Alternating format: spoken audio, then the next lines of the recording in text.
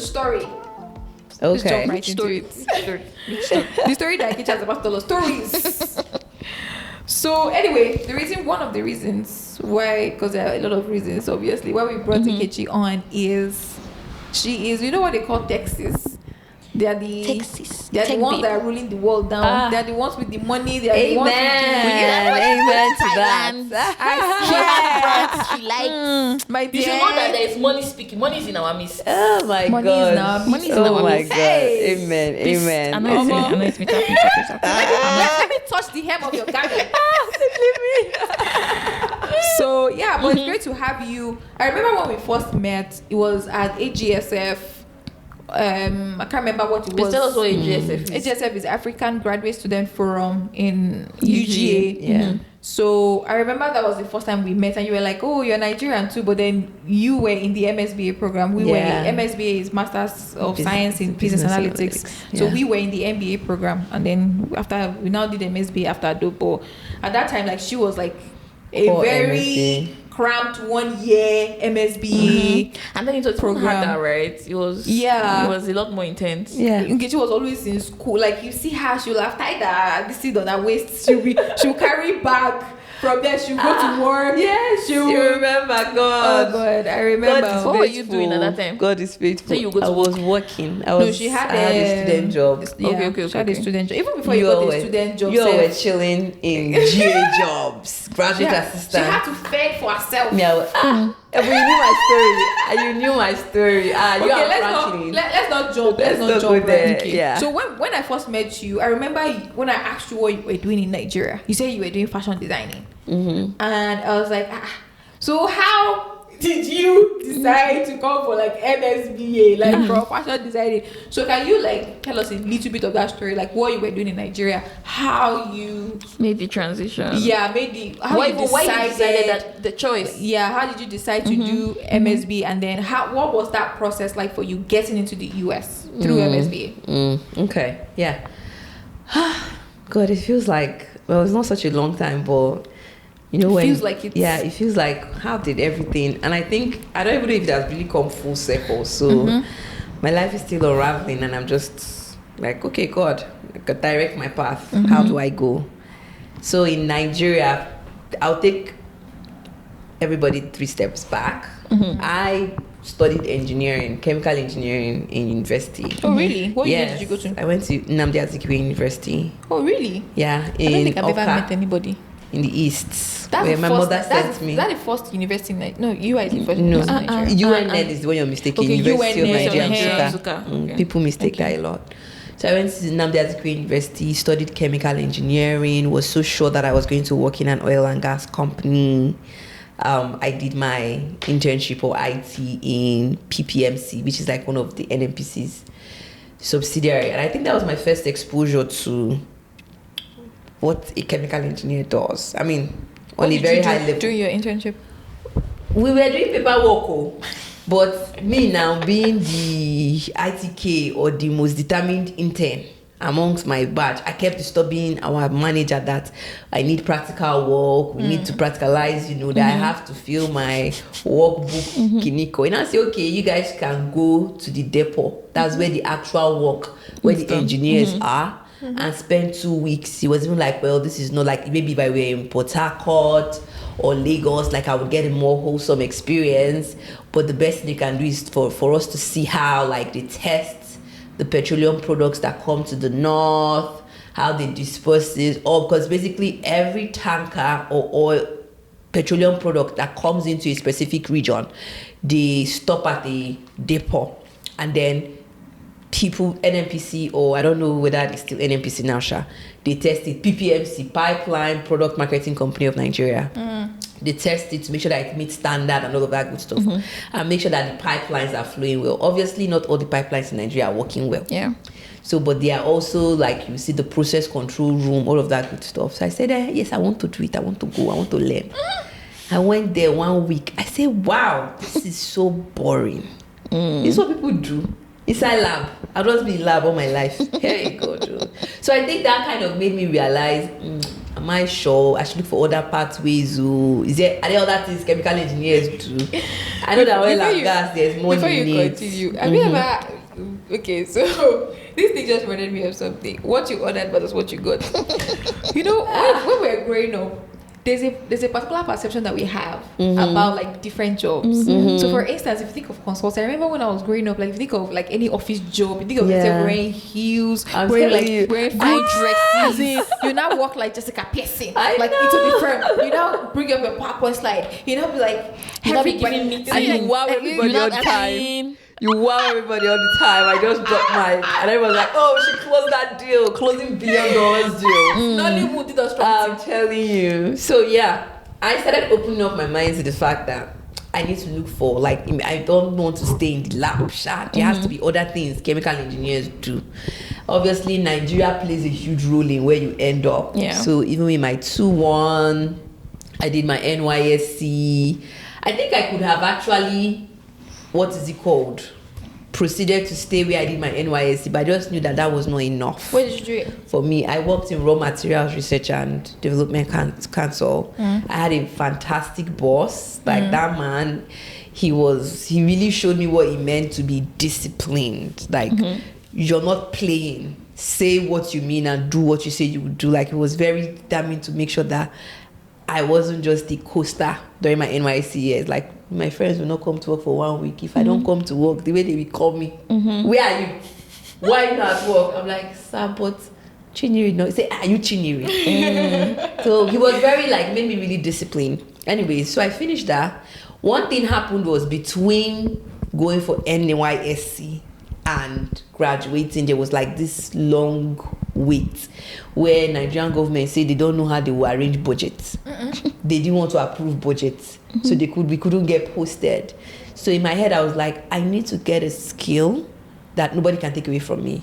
I need to get a skill that even if tomorrow job doesn't come or job comes, like, that's something that can get me money. I think that's where that thing came from. And I've obviously had experience of, bad tailors. I've had experience of what I got versus what I ordered. So all of that thing accumulated to what is it that I could do. And then fashion was something that I resonated with. So I went to fashion school. Graduated from fashion school. It was for 3 months. Okay. And I think everything just played well because that 3 months was during that wait where NYSC refused to post us. Yeah. Normally NYSC. Was it NYSC that you were waiting for 8 months for? Yeah, almost 1 year actually. Are you for 8 real? months. Yeah. After school? After school. I graduated in July. We waited for NYSC. Okay, you do clearance. I finished my clearance like in October. NYSC was supposed to post us in January. They kept moving that date because budget comes in like late the year before for the preceding year. National budget. So, but is NYSC not something that they do every year anyway? They do it, but they need national budget to mobilize the sets going. That's crazy. So that mobilization didn't happen because There are some budget people refused to be that got approved. delayed too after us now. Because budget refused to be But was it approved. budget related? I'm sure it was. Probably it was not just paying attention. I'm sure it Ours had was something to budget do related. with that. So January, February, March, April, they posted first batch. They say that the budget they gave was not enough. I don't even know. They're like, basically administrative stuff was what the delay was. May, so in my head I was like, thank God I took this fashion course. So because I was in the middle of what if I take it and NYS, which is a life lesson for me. Like, do it anyway, you'll figure it out.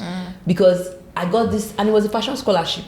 So I didn't even pay. Yeah, I Was did it a one foundation or competition. something? No, one lady was, trying to give back to society. So she told the fashion school they should do like a competition and she would pay.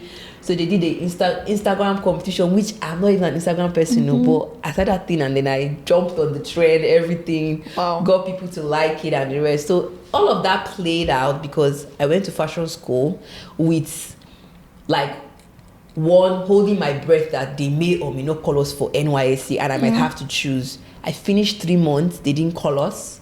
Started even like, making stuff for friends, family, just trying to put in practice. And then I think in June, that was when they called us for NYSC. So I had the skill and I was just casually using it. Even during my NYSC period, I would just maybe be sewing for different. That was why I didn't really like going to work, because I was like, this one is giving me money. This one is owing us. They've not paid us, but this one is giving me money. So I was just like building my skill and sewing and everything. But I didn't take it seriously. After NYC finished, obviously my resume, dusted it, I mean my CV. I applied. The amount of jobs I applied for, when I go back and I look at my old Yahoo email, I can't even believe it. I'm like, I don't even remember applying to all these places. Like, I wrote so many exams. I remember writing Shell. I remember writing NMPC, Seplant. Seplant, yeah. I wrote exams, and I think at some point I got a job, but it was just office work that I don't even know what I was doing. Was it a private? So yeah, private. So some private jobs there. Me in Nigeria. They will just use you. I use you and no use job you. description. I'm you have telling you. no clue what you try to know you're going to the office. Yeah. But were they paying you well? What is well? They were paying me 80K then. Is that well? Yeah, no, they That tried. was They well. tried. That was Okay. That's at way that more time. than whatever Well- the first job I did. So So it was 80, and then after that, and I had a friend. And to be honest, I had always been in that like I'd always had that entrepreneurial spirit or mindset or something. So I was always like looking for what else can I do. Okay, my sewing was working for me, which was why I was not even too bothered about the office job. But then I was now like, this sewing is not taking me as much, right? Or fashion design is not taking me as far. I want to work in a fashion house where I actually see what it means to like be a fashion brand. Operations, you're not the one sewing, you have tailors. How do you arrange? How do you manage? How do you like human resource? How do you pay people? How do you Yeah. account for all these things? Everything related to the business Exactly, aspect of everything it. related to the business aspect of it. I had gotten the skill aspect of it, right? I knew that I had the talent. In fact, I don't know if I'll say I had the talent, but I had the creativity because I was getting clients. The problem was I didn't even have the time for the clients because I was working. So I had this friend who now introduced me to this big fashion brand. I won't call the name of the fashion brand because it was a nasty stint, a nasty 6 months. really, Dramatic. God. are they still big now? I I'll don't ask even you know if after. they're big, oh. Yeah, Sha, she's like, I don't even care about them. I'm telling you. So I worked there and I learned, to be honest. I did learn, but I also figured out that these people don't even know what they are doing. Like, they're not organized. They are just winging it, but social media is making it seem like they know what They know they are what they're doing. All about branding, my dear. I'm telling you, they just, I wouldn't call it branding, because it's not really, when I think about brand, it's not even really branding. It's just like packaging. Yes, packaging. let's call it packaging, because branding is even a more thought out process. We're just packaging and posting. You have good phone, you know how to take pictures, boom, boom, boom, you post. Behind the scenes, customer satisfaction. So I was in a toxic environment, and I even started wishing, why did I even leave that office job that I was not doing much, but I was having peace of mind to come here. How much were they paying you? They're still paying me 80K. Oh, in the fashion Yes, place? but Okay. for me, I felt 80K, but I was also getting What you real wanted. life experience. You know, how to manage tailors. Tailors will frustrate you. How to manage customers. So was it a inventory. fashion house where all the tailors were like working together in a place, or they just like contracted No, out to tailors? all the tailors were working in the same Okay, place. okay. They had like a production house upstairs. It was a big duplex. Okay. So downstairs was the showroom Okay. where you attend to clients, everything. Upstairs was production. They Okay. even had fashion school safe. Oh, nice. Wow. My dear, everything was packaging. So once in a while, I go to look at the Instagram page. I'm like, wow. Then I just leave. I said, the more you read, the less you see. So I was there. I learned a lot, but I also knew it was time for me to go out on my own. And then that was when I went out on my own, and I was building Enderline Code Ears is the name of my business. I built it to a level where I felt I needed more. I knew that I didn't want to be the regular, Nigerian fashion business that you don't have tailors and clients. You would maybe do it ready to wear. I was like, how can I do something that is adding value to the fashion supply or retail space or supply chain, but not necessarily cut and sew? So that was the dilemma I was having. And then I also felt like this engineering degree that I had, is it just the end? Did I just go to school, study all that maths, all that fluid mechanics, all that critical, like how does it fit in? Where does it all come in? Yeah. So that made me take a whole time off to reflect. And I always knew I wanted to go do higher education. Yeah. But I knew that it was not engineering. In fact, I got an admission to, I think, University of Oklahoma or Rogers University. I got an admission to University of Oklahoma. I got an admission to Rogers University in New Jersey. They were all engineering programs, like masters in engineering, and that would have even been an easier pathway for me because I could have gotten funding, because it's a college of engineering. They have a lot of funding. But my spirit just knew that engineering was not for me. So I started looking for what was the intersection. That was where the world of analytics opened up to me. And I was like, this is something I can incorporate in my business. So I started I started taking small courses on Udemy, analytics for retail, keeping track of numbers, which I actually really needed. Like, how does inventory working? How can I even see my ROI? So all of that kind of started opening my eye to the world of data analytics, right? So I now really read and saw that, okay, this is a growing field. This is a field that transcends, or you can use it in any industry. Retail is there, health is there, what's it called, engineering is there, any field you want to call, you can use it there. So I thought, okay, this is something I can use in my business. So that was my first path. I knew I wanted to do data analytics, or do analytics, right, and infuse it in fashion. But then there was now the other angle of, again, how do I make sure that I'm in an environment that is thriving and I'm not just surviving? And I just saw a trend where all my clients were leaving the country. So I was spending more time trying to bring in new clients versus I used to call them core and darling customers. It's like they were my core people. I don't need to look for them. They will come. Always come. And they come with money. There was one that came. I made 6 figures, they used to call it, right? I made 6 figures close to 1M for her. I cannot lie. I had to ask her, where are you? She didn't really want to tell me. After a while, I started seeing posts. She has jackpot. Another one again, the same thing. Another one again, the same thing. So I now sat back. I was not like, Also, I have to now start looking for what else to do, how to pivot, because the cash flow has to be coming. Yeah. Right. But it also opened my eyes to the fact that maybe I shouldn't even limit Endarling to serving just Nigerian markets. Endarling can go beyond Nigerian markets. That was one. And then two, there was just that thing in me that kept saying, there's something more, go to grad school. So after a lot of prayer, deliberation, I now started that journey. I didn't add this, but during my NYC, a lot of all my friends were taking GRE, taking TOEFL. Oh. So I did take those exams, but time. I didn't know what to do with them.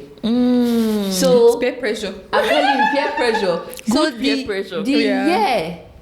I think my TOEFL and GRE were supposed to expire. Okay, no, my GRE had 1 year left. My TOEFL was supposed to expire. We now entered into COVID. As God will have it, they now said all these things, they will extend it for 5 years indefinitely. And I say, the way I'm going there, if this thing expires, I will not write this exam again. Yeah. I don't know that I have the head and the time to sit down and study for GRE and TOEFL. Let me just look for how to Use it. So that was where the search came in for grad school. I already knew I wanted to do something analytics. At least that was clarity. But how would that fit into Endarling? I didn't know. And I just went and I was just Googling and I was seeing different schools and different programs. And that was how I just saw UGA. And UGA is in the business school. You have the options of taking MBA classes.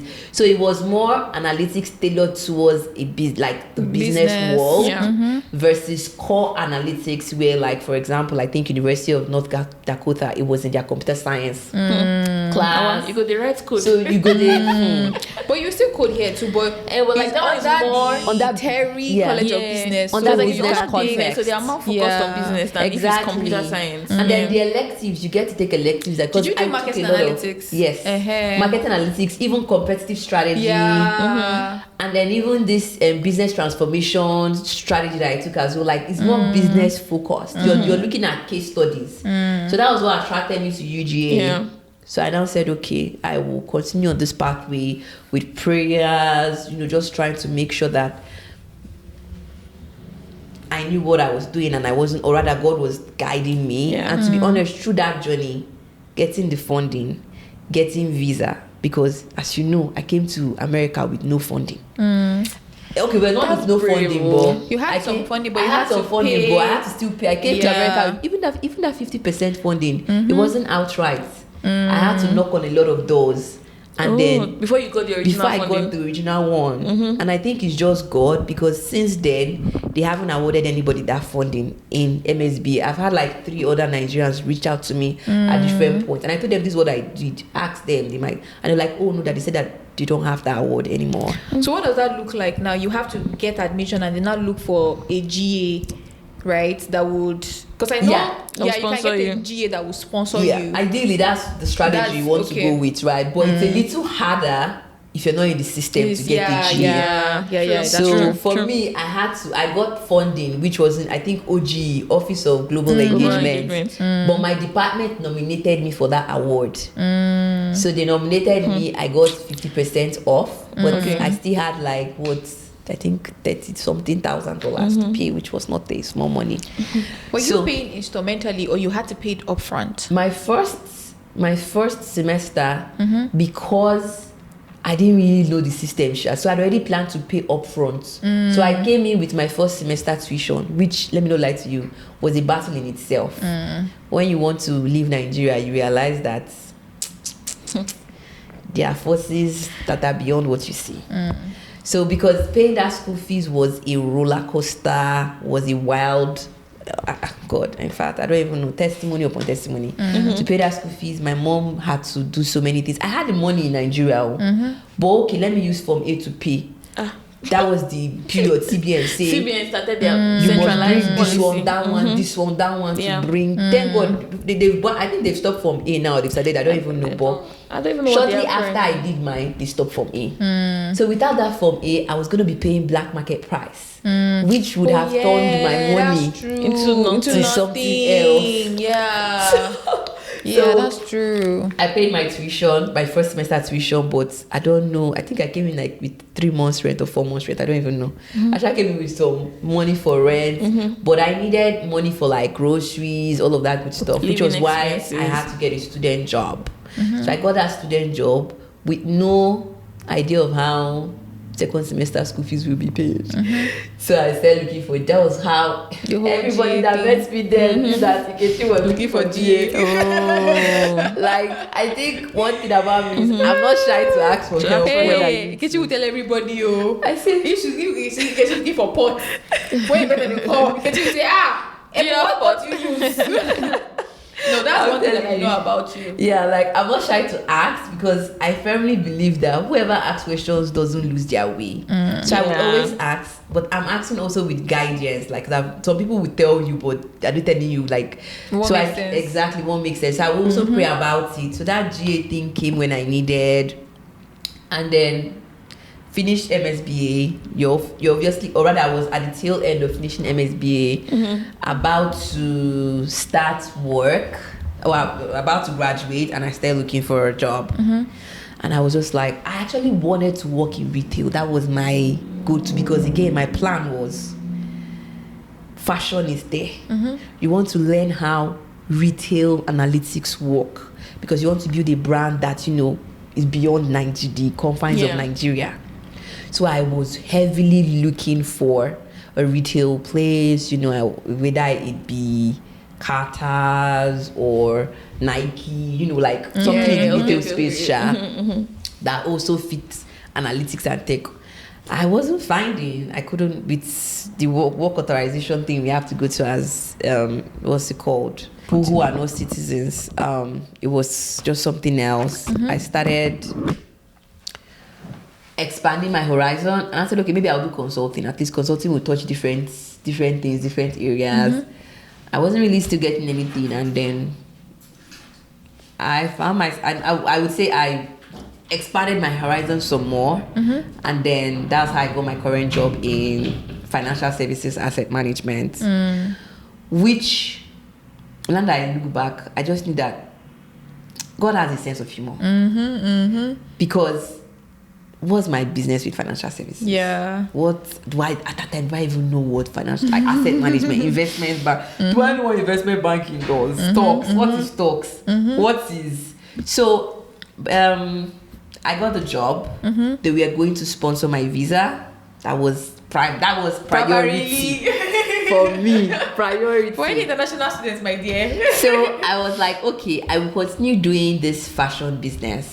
I already got my sewing machine, which was super expensive to That's get. true, Seth. Like, I think it was like 2 years ago, you made some clothes. Yeah. And then you were like, oh, but I can't remember. I think I reached out to you to say, hey, I want to get some. I can't remember what happened at that time. I think I didn't have the size. I didn't have anything in your size. Yeah. So actually, I was operating my business from Nigeria. Oh, really? At that time, yes. And then My you ship tailors were them? still there. I would ship. My husband comes every now and yeah, then, that's so he true. was my shipper. I would just hijack packing. one box and pack all my stuff.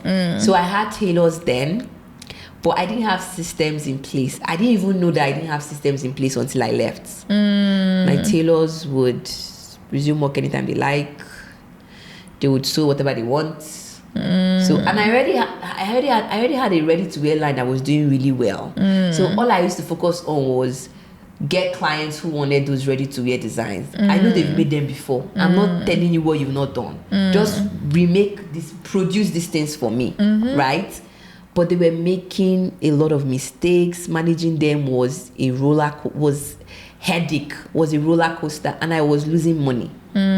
So I had to come to a very hard decision to stop production in Nigeria. Like, it was such a hard, because Enderlin, I didn't know how attached I was to Enderline. I didn't know how attached I was to my business. I didn't know how. Like, when you had grown something to a point where people even call you Enderline. Like, people knew me by my business name. Where did that name come from? My middle name is Enderlin. Oh, okay. So I decided to call it Enderline as, like a line, a clothing line. So that's where the name came from. And that middle name was one that I always felt very creative. abandoned. Like, I always felt, what kind of middle name is this? And why did they even decide to name me? So I now said, let me take that thing. It's an English name. I said, let me take that thing that I've rejected and turn it into something that was precious to me. Line. Nice. Exactly. So I also had a friend, Chinedu, who really worked on my branding and marketing. So he kind of also helped in arranging the whole thing for me. So I had to when did you not close? When did you close production? I closed production in 2023. Oh wow, Yeah. that's even 2 years after you had come here. After I'd come here, that was when I fully closed production. So who was handling production while you were here? I was handling production here, and I had tailors, but it was hard to manage them from here. Time difference. Lots of mistakes. Time difference. I used to even wake up. I used to start work like 3 a.m. Wake up in the morning, look at what they had to do, leave instructions. Sometimes they would turn off their WhatsApp and say they don't have WhatsApp. I'll be sending data. Do you think you could have maybe hired a manager? That's why I said I didn't have systems and processes. I didn't know the importance of a manager, right? That was one. I didn't really see, because in my head I was like, I didn't really see the need of what a manager, and I was interviewing for a manager too, but again, I hadn't gotten someone that had really accepted before I left. So I felt I could do this and then promote one of my tailors to manager, because I felt she could do the job. That was actually my plan. But I saw that the girl, she's not interested. Like, that's just not what she's interested in. She probably did not see the vision that you were seeing. She didn't see the vision. Yeah, that's the right word. She didn't see the vision. So I had to just, because I was not even refunding clients their money back when they spoiled clothes. Are you for real? Yeah, so I was not like, That's crazy. Why am I And then now it spoils your brand as well. Yeah. Like your brand reputation exactly. you built already. And I said, why am I, this is just making, like I'm hustling backwards. Let me close this down and think about how I want to restart this, how I want to reposition myself, and also focus on, because work was also crazy, moving to a new city, so that wasn't even easy on its own. So I say, you know what, maybe this is, as hard as it is, it's time to move into a new phase, right? It's not a, we are killing this or this is the end. It's more like, let's pause this. We'll be back. Yeah. We will be back. Let's focus on this. Let's get some other skills that are necessary. Let's build this side of, let me build the tech side of the business. Let me build the operation side. Let me know that I know that I have the creativity. I have the skill of, I know what it means to sew, garment construction, pattern making. I understand that part. Now let me go to this other side and see how it would work. And I also want to give my children a better future or a better life than I have. That's why I came here. So let me just focus on these things first of all. So that was how I transitioned. I still design. I still, my clients would call me and be like, what do you think? How do we make this work? And I would still consult with them. But I wasn't actively sewing. I don't charge anybody for anything. So that's where I am now. I still low-key design. I low-key, maybe a client will be like, I have this, how can we make it better? And I will give ideas. Half of all I wear, I design, just that I don't sew them. I have will I call it a tailor back home in Nigeria that sews for me. But all I wear, I design. Do you do like art illustration of your designs, or? I'm a terrible illustrator. Okay. So I just make it as understandable as possible. Okay. But sadly, illustration was something that never came to me as much as I tried. But that illustration was it's a beautiful talent that I just never focused on learning. So I just do, they call it flat drawing. Oh, okay. So I just flat draw, explain it, send a video, send descriptions, and it'll get me. So most of my outfits, most of what I wear, I design myself. I still have designs that I made as far back as 2019, 2018 that are still timeless, and clients will like send me food. I'm like, I refuse to trade with this dress. When are you coming back? But I'm like, we are going to be back and better. Just give me time. So I'm in that space where I'm building on my technical skills, technology skills, and I'm just learning so much about processes, operations, like even just being in a big firm and seeing how they operate. I'm like, these people have high turnover, but the company has not crashed.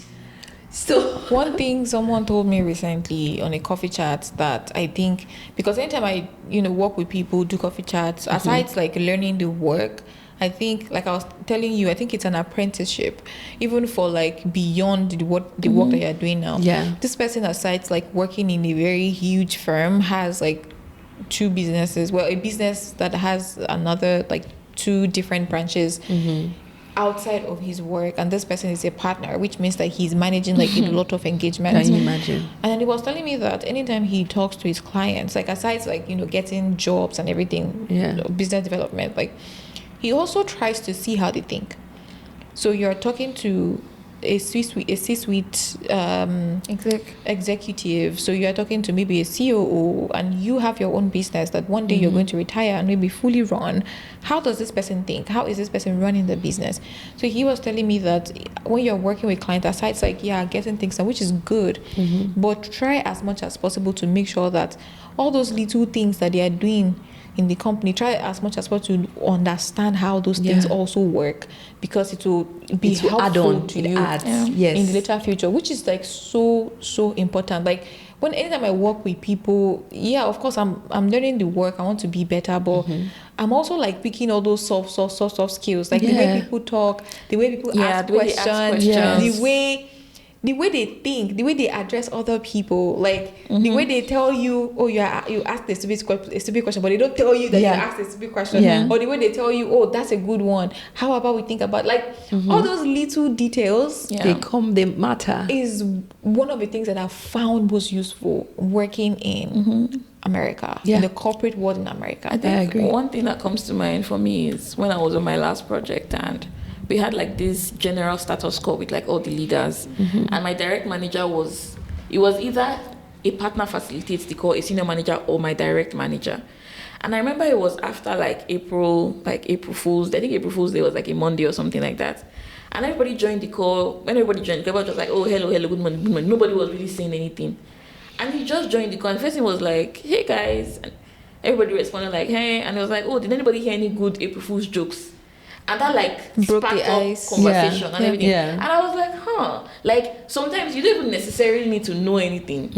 Like not that you didn't know anything, but it's like sometimes you can just be that first person that they know that once you join the call, you'll be the first person to say something to break the ice. Yes. And then everybody now flows because then even myself, I even said one joke, said like, oh, I saw this. One was like, oh yeah, I saw this. I was like, these some things are skills, like subtle skills. You just prove them. You have to just have to pick them.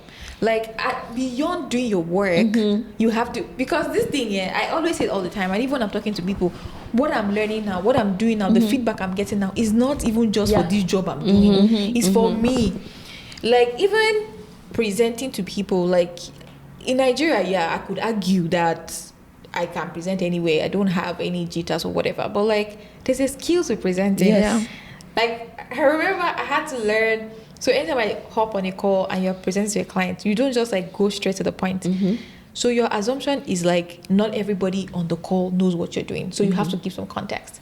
So even when you have like your slide on the screen and everybody knows that this is what you want to talk about, not everybody's been looking at that slide. Give some context to what you want. Like it's like pour water on the road before you start. So I've been in calls where I'll just jump right and then a senior person will say, before we start, let's just give some context, and then we'll come and I'm like, okay, so next time pace yourself. You don't have to jump right into give. So all those like small. So that I'm just saying that when you were like, because it's very easy to say, now you work in investment banking or you work in finance. Like how does that have to do with fashion?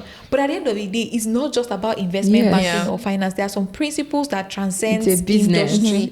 It's a business at the end of the day. So learning all those skills on how to run a business. And I think another thing you're talking about when you're talking about processes, like when you say you didn't have processes and operations or like processes, and I realized that there are some simple things that we think they are simple until it's not there. Right? So if anytime we go into the office and you join, like how the office they have like meeting, like all the screens or whatever. If you notice at the side there, they always have like a manual on how to connect. And sometimes you'll be like, does anybody know how to connect? Until I went to one room one day and the instruction, I was like, what are they writing? Like we literally went to like an office space and we could not find how to put on the TV. Like we're like it's still, we could see the TV, but we were tapping everywhere on the table that where is it? Meanwhile, it was a switch close to the lights. Can you imagine? But if there was like a sign, that says turn on TV. It's until now if I go to that office again, I know that but somebody that is new there will be like, what's going on? And it's not look like it's not just TV, so you cannot put on TV. So it's until there's an absence of processes where you realize what all those processes actually do a business, or they do for you, or they make life easier. And that's why it's always very important to. I also learned that one thing that people do here is they assume the worst case scenario. So when you see a manual, the person that put the manual in the room has assumed that there might be somebody in this room that has never put on the TV. The probability that somebody has never put on the TV is very low, but there's still that probability that somebody. So anything that you are doing, so even if you have a business, if you have a slide, if you have anything, you are assuming the worst case scenario that there's somebody who is just joining this project for the first time that has no clue what this thing is about. Would the person be able to understand this business I'm running? Would there be a day where when I'm not there, it will still be able to run by itself? So and there are processes in place as well. So I'll give like 2 examples, right? So I think this thing we're talking about, like most times when I join a project, there's always like a playbook of how do they do things like this. So the very first project I went on, they already had like, it was established, things were in place. If you were going to travel, you know that you can either go to this hotel or this hotel. this is my last project. Like, things were still fresh off the ground. Nobody knew what was going on. We didn't even know whether we were traveling. So because you are like, oh, the one in charge of like management and everything is like, oh, which hotel are we using?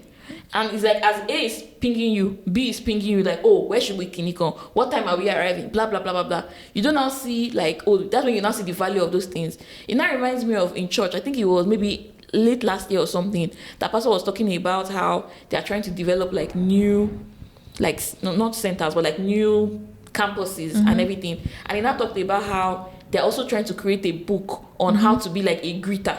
Like, he was saying that there are some things that they've already established here that, just like, for example, now, when you come to church, you have people that are greeting you like, hey, hi.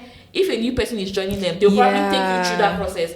But if you're starting an entirely new campus, how do you create that thing again from scratch? And he was talking about how it's important that they put all those things down. And I was like, things that you think that you are just doing at work, they're applicable anywhere in life. Like, they're applicable even in church. They're applicable when you're running your business. They're applicable when you are doing some other things like, okay, let us know the process, step 1, do this. This is an arrow.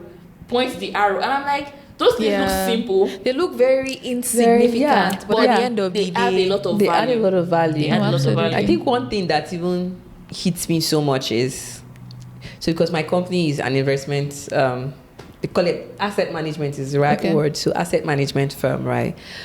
A lot of, they make their money from the market, stock market. And every quarter, the CEO and the CFO, they come to give like, okay, this is what the quarterly report, this is how we did every quarter. As in, every quarter, they review, this is how we did. This is where we made money.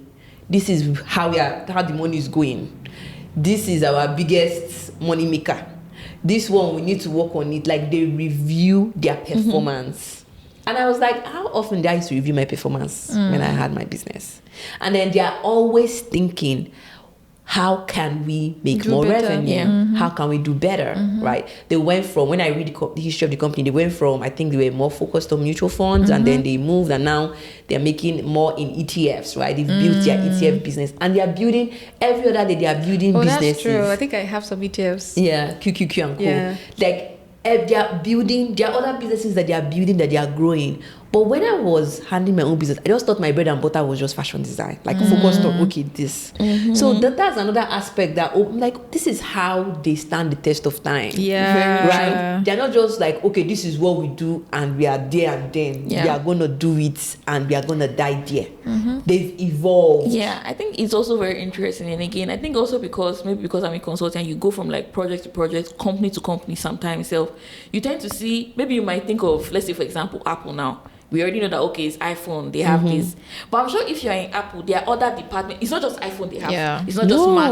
It's not just the like physical like hardware. There's the software. I'm sure there are even the AI, like even putting in there's AI. The music, there's the subscription. Even their app store is a business on its own. So I'm like, these people, like, it started from the phone, or it started from whatever, it started from the iPod or whatever. But like, they kept on thinking, how can we be better? How can So I think that mindset is not something that a lot of us also think about. Like, how can we be better? Because a lot of times, once you hammer and you hit that, oh, this one, you are making money from there, you don't ever think about the fact that there might be a day where that thing does not come out again, or something new happens and somebody takes your business. That's exactly how we are running in Nigeria right I'm now. telling you, run on oil. Forgetting that.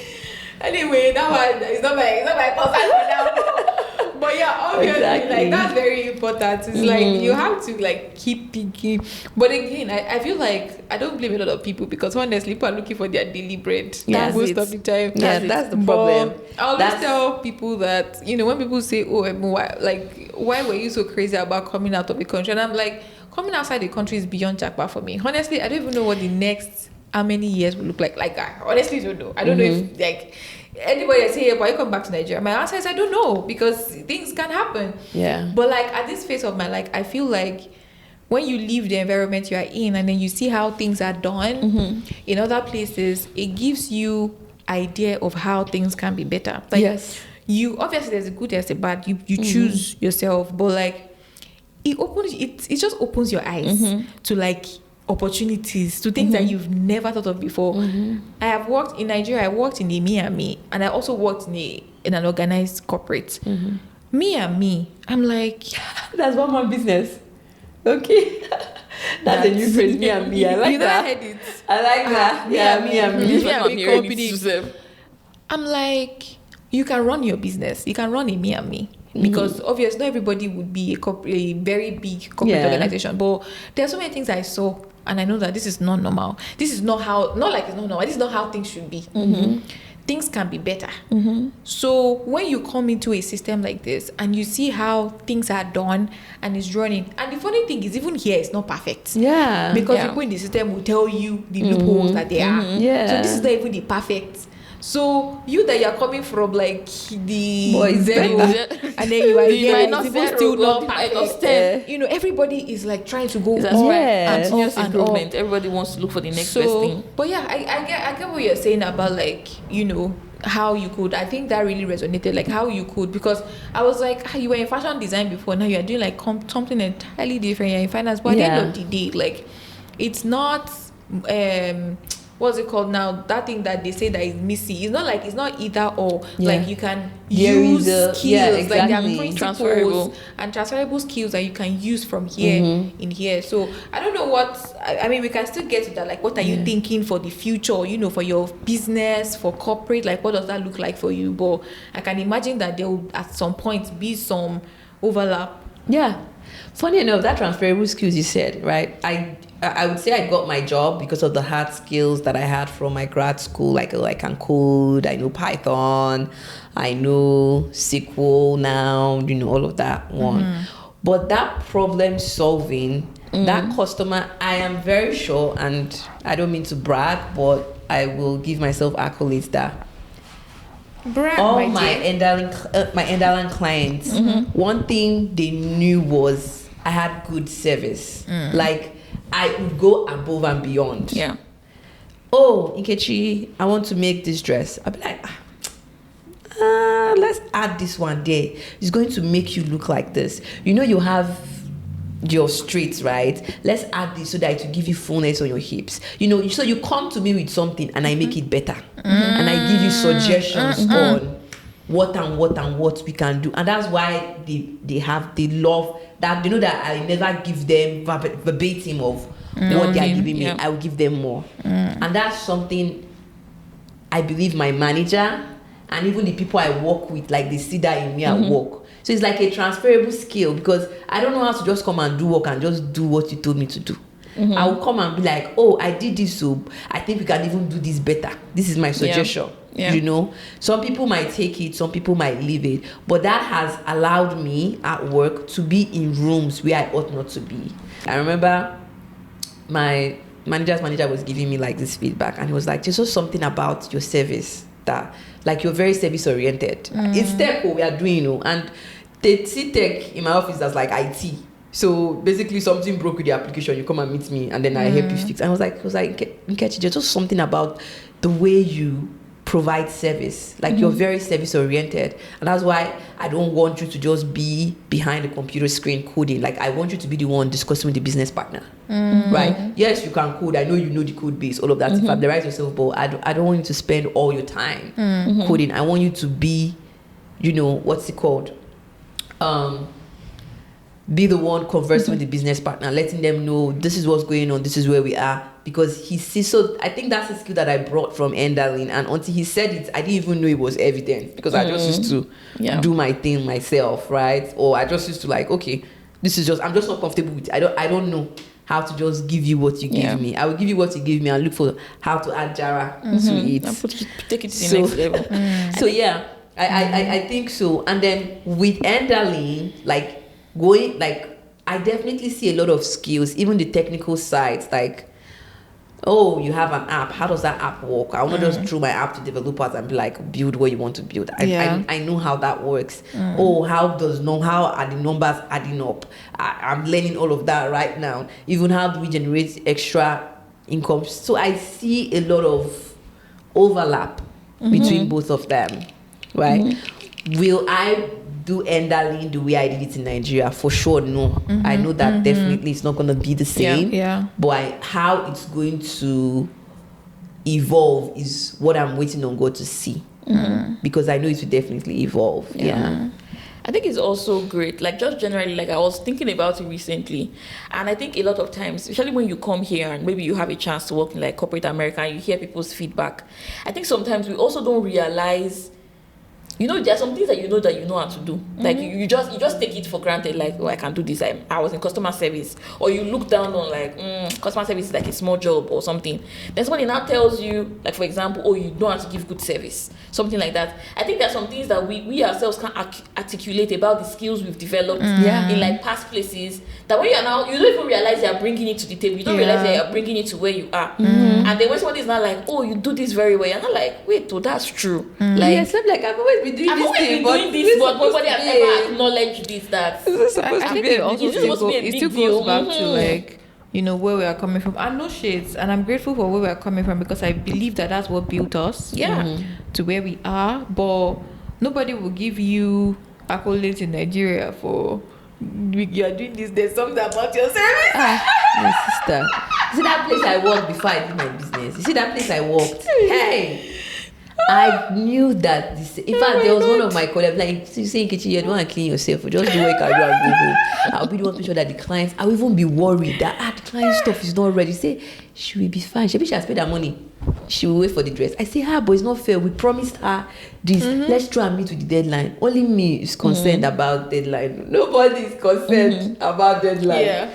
So I agree with you on that, Ebun. I agree with you. But that's great. It's actually really great to hear. It's always good to, hear such feedbacks. I feel like the way you can also easily know for anyone listening too about like sometimes you do something. I was asking somebody this last week too. Like, is there one thing that people always say that you do good or you do best? Like that's like sometimes a starting point for you to know, oh, this is something that I have that I can leverage on. If there's one thing that people give you feedback about almost every time, then that's like a starting point for you. That's like something that you just need to build on. Like if people are telling you, oh, you have great customer service, that's a good thing. That's something that you can build on. Like you said, that's one thing that's taking you to rooms that you ought not to be. Like, you are good at this. Another thing I also want to say, feedback more here than previously, because for someone telling you are doing this good is definitely a booster to whatever it is that you are doing. Like you are doing your job, you are getting paid for it, but like somebody telling you, oh, you are actually doing this thing really well, or that this is one thing that I actually appreciate that you do, it goes a long way, especially if you have like people working under you, people working with you. It's just always good. As much as it's always, it feels good for you to receive feedback when somebody is saying, oh, you're good. Just make sure that you also have that mindset to also be giving people feedback to say, oh yeah, you're doing well, you're doing this right, you're doing this good. And I think another thing I just thought about from what you were saying, Nkechi, about the person coming to meet you and say, oh, I don't want you just behind the computer screen. I think they also think about how you can go, like when you show some certain skills, it takes you to the next level. Because it's not just about like people who are, for example, let's say the manager of people that are coding. The person, just like how you said, you can draw too, but at a point you have to step up and say, I want to know how to organize the tailors. I want to know how to do the operations, do all of this. I think when you now start showing that, okay, yes, you can do the work, but what's now the more on top of it? Okay, you do good customer service. Then I want you to talk to business partners. And then when you now talk to them and you now build good relationship, oh, you know how to do this, manage more people. And then before you know it, you are going higher and higher. And before you know it, it's been a while since you were behind the computer writing code. And so I feel like they're always thinking about, okay, what's the next level? Once you've shown more skills, or like you've shown that you're not just going to do, they told you to do A to Z and you did A to Z plus one. They're like, okay, this, I can see like you're ambitious, or I can see that you want to go to a higher level. Let me put you in a position where I will test out those skills, see how you act, then maybe you go on from there. So I think there's always that mindset of continuous improvement, but also like that's how you also climb step by step in this place that we are in. Okay, she just said, "Oh, me clothes." I know. Funny enough. Okay, well, this is actually not mine. This I saw on my friend Femi. Shout out to my darling friend Femi. She's also, I say she's my sister in fashion. I saw her in Nigeria and she was wearing this dress. I say, Femi, I cannot leave Nigeria without this dress. Please just don't even wash it. Just Uber it to me. She was like, this dress. I say yes. Please, because this clothes there, if I wear it here, everybody wherever. So yes, Ebun, more to come. We'll discuss about that. What to expect from me. Be out of the look. Be on the lookout for great things. I guess I don't even know, to be honest. I am in that space where I am. My entrepreneurial spirit is itchy. It's like, what do you want to do, like outside of work? What do you like? How do you want to approach it? So I think I haven't gone back to the drawing board since I said, okay, we are pausing this. So now my spirit has been itchy for, should we go back to the drawing board? How do we want to approach it? What do we want to do? I don't know if it's going to manifest into me restarting Enderlin, or it's going to manifest into me. I really don't know, but I just know that my entrepreneurial spirit has been, it's been itchy. That's all I would say. So just expect something. I might start something soon. So let me ask you a funny question. Yeah. Is this how you know that you cannot be an entrepreneur? Do like, what can I do more? What can I? I don't know. I don't know if it's because I did it before, so I know what it feels like now, to be honest, because I never saw myself as a business person. I wanted a skill that nobody can take away from me. That was my starting point. And it evolved into this. So I would say maybe think more about what your why is, because a business in itself, it's not like the business was rosy, let me not lie. It was very bumpy. Yeah. A very bumpy one. So, and you can still be entrepreneurial without having a business. You know, so Nkechi 2025. So that's another thing again. So that's why I said I don't know if it's going to manifest into me starting something, but I just know that I want to, like, I'm itching to do something outside of my 9-to-5 daily job. I just don't know what that is going to it could manifest into me volunteering. I don't know. Yeah. So the entrepreneurial spirit, I think, manifests itself in different ways. Yeah. And life is in stages, right? Exactly. Like, I feel like we are taking everything one day at a time. Some things lead to the other sometimes. And again, I pray that the Holy Spirit continue to guide us basically on everything that we do, because sometimes you don't see yourself in some places that you are. Like, sometimes I try to imagine like what the next 10 years is going to be, and I have no idea. Because you can only imagine, but even that imagination, like, just like you said, like, entrepreneurial skill is not, oh, okay, now I'm sewing clothes, or now I have to love sewing clothes for me. Like, it could literally be anything. It could be you having properties that you're managing. It could be you, like, do you know, I don't even know, I've never said this out, very few people know this, but sometime in my life I was invited to actually start up a company for an already established brand in Ghana. Yes. Wow. I don't know how I said with that opportunity, but that's another manifestation of entrepreneurial spirit, you know. It's already, people do it all the time. Someone becomes the CEO of a company. It's not his company, boy, it's entrepreneur. That's it. So someone can listen to this podcast and I'll be like, oh, I like how these people talk. Can you do this for us? You're not running a business, like, you're not running your own business, but you're doing something else aside. Now you have you're managing what that looks like for you. You are managing your schedule. So I feel like it's not, sometimes we box entrepreneur into a Nigeria, entrepreneurial skill. Yeah. They'll say, come and do entrepreneurial training. They'll teach you how to sew clothes, how to sell this. But like, entrepreneur is like anything. It could be you investing, being anything, right? That is not something that you have control over, that you're like, okay, this is me now managing this and how to get money from it. So it can be anything. But I'm really excited to see, you know, what God is going to do for you. And you people, you saw her here first too, because I don't think Nkechi has been on any other podcast besides this one. So we have so here I heard me here first. See, before you go to another podcast. So I know Nkechi has blown, she has money, but when she before you go to another podcast, this money that we are talking about, you need to come and sign something. We'll repost this. All of this that we are doing. We'll not be like, she knew us first. So, but that's really good. I know there was one time that you were doing this, what's it called now? Like, you do a series, like sessions about tech. Do you still do that? I think there was one time I remember. Oh my God, yes. The blog one, the Medium one, I still write on Medium once in a while. I need to still do that more often, but I still write on Medium. I have a Medium page.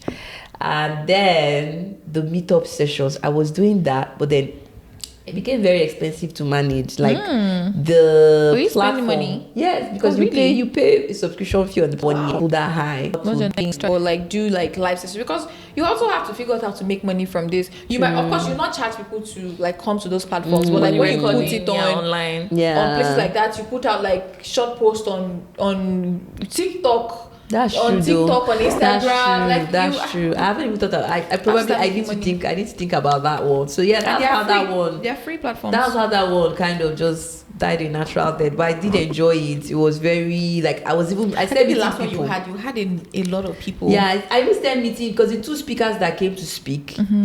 I just met them through that whole thing. Yes, because I go to the attendance and then some people I connected them on LinkedIn and I was like, oh wow. So I met them through that platform and they're like, oh, they would love to come and speak and the rest. So but something I was doing, but as the platform say you need to pay like $400 or something. I say that's a lot. That me, I don't have that money. Per what per year? 6 months. That's a lot of money, almost $1,000 a year. 6 months. I say okay, let me hold off on that one first of all. But yeah, I think I would explore be on the lookout. What's the name of the platform again? Meetup 2.0, a bit 2.2. It was Cloud and Cloud and AI for All. Okay, that's so Cloud and AI for All 2.0. Yeah, coming back to your screen. Coming to a screen close to you. Yes, thank you guys so much for having me. Let's wrap this up. So, if you were to say something to someone who, because I feel like there are a lot of people maybe graduating college who don't know what to do. Some people are going for NYC, they have no clue. When I was going for NYC, I could not, this thing that I'm doing now, there was no way I could have seen it like 6-7 years ago. There was no way. So if you have some words for people who are, and it's not just for college people, it's every phase of life. Some people are in their 30s, in their 40s, and they still haven't figured things out. What would you tell them? I think I will start with it's okay not to have it figured. Don't try to have it all figured out.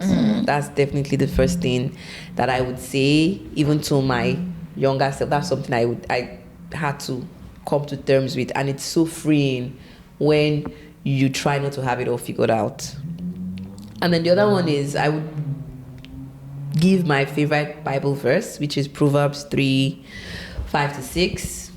Trust God with all your heart. Do not rely on your own understanding, or do not rely on what you think. In all your ways, acknowledge Him, and He will guide your path.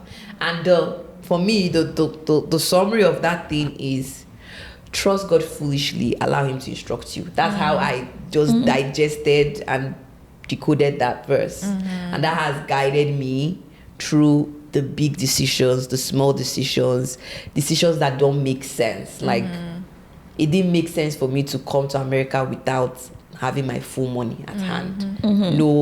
No funding, but I trusted God. I was like, you will order my steps.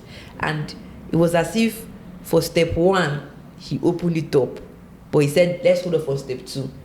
I don't want you to see step 6 in Nkechi because you're an overthinker. So that was kind of like how it happened for me. And it's still the same way with how I got my job, how I got Atlanta, even up until how I got, because I just moved into a new apartment. And I was just telling my friend Jane that I know that God made me find, the way I even found this place, even the specific unit, because we were trusting God. My husband and I were searching. We were trusting God to get the perfect place that would just be a home for us. And every time I go there, I'm like, I know that God did this. I know that. So trusting God foolishly and allowing Him to instruct you would be my parting words for anyone, regardless of where you are in life.